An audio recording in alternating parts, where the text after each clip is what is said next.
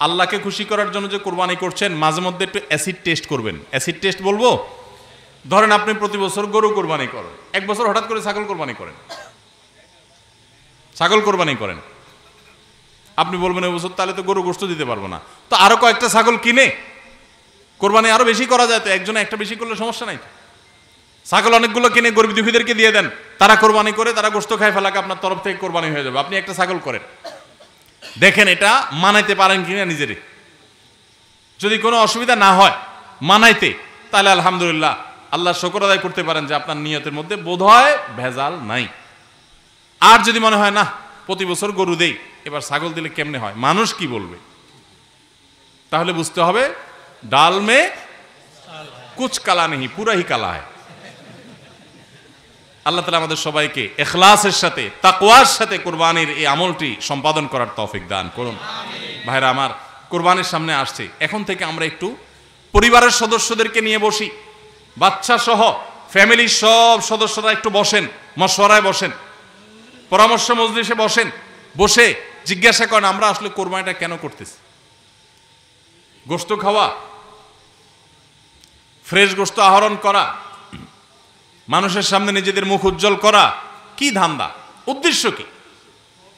একজন একজন করে সবাই মতামত নেন এবং এটা নিশ্চিত করেন যে আমরা আল্লাহর জন্যই কোরবানি করছি। এটা কিভাবে নিশ্চিত করব? একটা তো বললাম যে বিশাল বড় গরু কোরবানি করেন সব সময়, এবার একটু ছাগল কোরবানি করেন, দেখেন তো মনে মানাইতে পারেন কিনা। কারণ আপনি বলবেন ভাই গরু কোরবানিতে অনেক টাকা লাগে, ছাগলে তো অনেক কম টাকা লাগে, তাহলে এই কোরবানি ওইটা চাইতে কিভাবে উত্তম হয়? আমি উত্তম বলতেছি না, আমি বলতেছি যে আপনার নফস, আপনার মন মানে কিনা যে আমি গরুর জায়গায় ছাগল কোরবানি করলেও তো হবে, হবে না হবে না? কেউ যদি ছাগল কোরবানি করে তার কোরবানি হবে কি হবে না? হবে।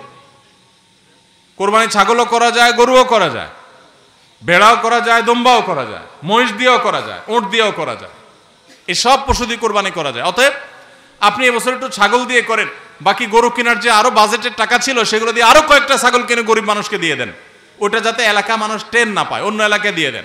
আমরা সুন্নাহ ফাউন্ডেশনের তরফ থেকে সারা দেশে বিভিন্ন জায়গায় জায়গায় কোরবানি করি। অনেক প্রবাসী আছেন, অনেকে ইউরোপ আমেরিকার এমন এমন দেশে আছেন সেখানে কোরবানি চাইলেও করা যায় না, সুযোগ নাই, বা দেশে অনেকে আছেন যে তার হয়তো সে সুযোগ নাই, ক্যাপাসিটি নাই, নানা কারণে সুবিধা অসুবিধা আছে। তো আমরা তাদের তরফ থেকে কোরবানি করে দেশের বিভিন্ন গরিব দুঃখীদের আপনার বাসা বাড়িতে আমরা তাদের ঘরে ঘরে গোশত পৌঁছাই দিই। তো আপনি গরুর বাজেটের টাকা দিয়ে একটা ছাগল কিনে বাকি টাকা দিয়ে এরকম ছাগল কিনে মানুষকে দান করে দেন, জবাই করে অন্য মানুষকে গোশত দিয়ে দেন, এলাকা দিলেন না, মানুষ টের পারো না, তাহলে মনকে মানাতে পারেন কিনা দেখেন। এটা হলো অ্যাসিড টেস্ট, আমি বলতেছি না সবসময়, মাঝে মধ্যে এরকম করে দেখেন যে মন মানে কিনা। যদি দেখেন যে না মন মানে, তাহলে আলহামদুলিল্লাহ ভাইরা আমার।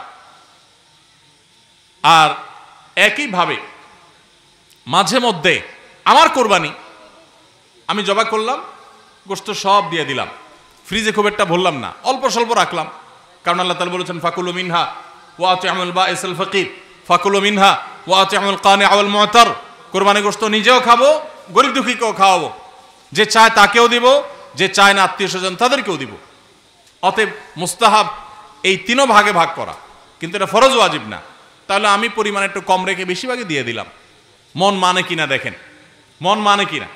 অনেকে আছেন লামসাম সামান্য একটু দিয়া আর সব ফ্রিজে ঠেলতে ঠেলতে ফ্রিজের দরজাই লাগে না, পারলে রশি দিয়া বাঁধে যে দরজা লাগে না, কারণ গোশত পায়া ভুড়ি কলিজা ফ্যাপসা সব ঢুকাইতে ঢুকাইতে ফ্রিজ বেচারা জাম হয়ে গেছে। তাহলে কোরবানি কেন করতেছি? গোশতের জন্য যদি কোরবানি হয়, এই কোরবানি করবাই না, এটা ফুর্তি। কোরবানি তো ত্যাগের নাম। আপনার ভিতরে ত্যাগ কতটা আছে, ত্যাগের মানসিকতা কতটা আছে। আপনি আল্লাহর রাহে আল্লাহকে খুশি করার জন্য লাখ টাকা দিয়ে গরু কোরবানি করেন, ভালো কথা। আপনার মধ্যে আসলে ত্যাগের মানসিকতা আছে কি এটা প্রমাণ করার জন্য মাদ্রাসা, নতুন মাদ্রাসা হচ্ছে, সেখানে লক্ষ লক্ষ টাকার দরকার আছে, আপনি সেখানে 20,000 50,000 টাকা অকাতরে দিতে পারেন কিনা, এটা অ্যাসিড টেস্ট। সেখানে টাকা বাইর হয় না। কোরবানিতে লাখ টাকা দেন, মাদ্রাসা টাকা দেন না, মসজিদে টাকা দেন না, আরো অনেক দিনের কাজ আছে সেখানে টাকা দেন না। গরিব দুঃখী মানুষ আছে, তাদের দরকার, একজন গরিব তার চিকিৎসা মাত্র 20,000 টাকা হলে হয়ে যায়, আপনি 20,000 টাকা দিতে পারেন কিন্তু দেন না, 2,000 দেন, 500 টাকা দেন, কিন্তু কোরবানির সময় মাশাআল্লাহ 1 লাখ টাকার গরু কিনেন। যদি আল্লাহর জন্যই হয়, স্যাক্রিফাইস যদি হয়, কোরবানিও করেন, ওখানেও দেন, কিন্তু কোরবানির সময় আসেন ওখানে নাই, তাহলে আপনার এই কোরবানিটা কি আল্লাহর জন্য হচ্ছে না নিজের জন্য হচ্ছে, আল্লাহর খুশির জন্য হচ্ছে না অন্য কোনো উদ্দেশ্য হচ্ছে? এই প্রশ্ন জোরালোভাবে আমাদের অবশ্যই রাখতে হবে। ভাইরা আমার, এর মানে আবার কেউ এটা বুঝেন না যে কোরবানি কম হোক আমরা সে চেষ্টা করব না, কোরবানি আরো বেশি বেশি করার চেষ্টা করবেন। কোরবানি যত বেশি হবে তত আমাদের সব দিক থেকে লাভ। আমরা কোরবানি সাধারণত বেশিরভাগ মানুষ গরু দিতে পছন্দ করি। এর অনেক কারণ আছে অবশ্য। আমাদের দেশে ছাগল উৎপাদন হয় খুব কম, নানা কারণে ছাগল উৎপাদনের জন্য আমাদের এই দেশ, পৃথিবীর অনেক দেশে ছাগল অনেক বেশি উৎপাদন করা যায়। বৃষ্টি বাদল এবং ঝড় তুফানের দেশে ছাগল উৎপাদন করা নানা কারণে কঠিন, যার কারণে গরু উৎপাদন বেশি হয়, আমরা গরু কোরবানি বেশি করি। এটা দোষের কিছু না, বরং এটা স্বাভাবিক। কিন্তু আমাদের অনেকের হয়তো গরু কোরবানি করার মতো সাধ্য নাই, ছাগল কোরবানি করার সাধ্য আছে, তারপরও দেখা যায় হাওলাত বরাত করে হলেও গরু কোরবানি দেই। কেন? কারণ ছাগল কোরবানি দিলে আশেপাশে মানুষ কি বলবে? এরকম জিনিস আমাদের মধ্যে আছে না নেই? যে এত বড় লোক মানুষ, এতদিন তো জানতাম পয়সা করি আছে, উনি আবার ছাগল কোরবানি দিল, তাহলে চোখ মুখ মানুষের সামনে কেমনে দেখাবে? ভাইরা আমার, তো মানুষের কাছে কি বলবো, মানুষ কি বলবে, এই চিন্তা করে যদি গরুর জায়গায় ছাগলের জায়গায় আপনি গরু দেন, হাওলাত করিও দেন, তাতে আপনার এই কোরবানির দ্বারা সওয়াব হবে না। ভাইরা আমার, সবচেয়ে বেশি নিয়তের মধ্যে ভেজাল থাকে যেই ইবাদতে, তার নাম কোরবানি। অন্য কোনো ইবাদতে নিয়তের মধ্যে ভেজাল এত বেশি থাকে না, কোরবানিদের মধ্যে নিয়তের ভেজাল যত বেশি থাকে। কারণ কি? কারণ হলো ওই যে কোরবানি করার পর এটার ফিডব্যাক, এটার উপকারিতা, গোশতগুলো, এগুলো সব নিজেই ভোগ করে মানুষ, আপনার কাছে আবার ফিরে আসে। এই জন্য নিয়তের মধ্যে ভেজালের সম্ভাবনা অনেক বেশি থাকে।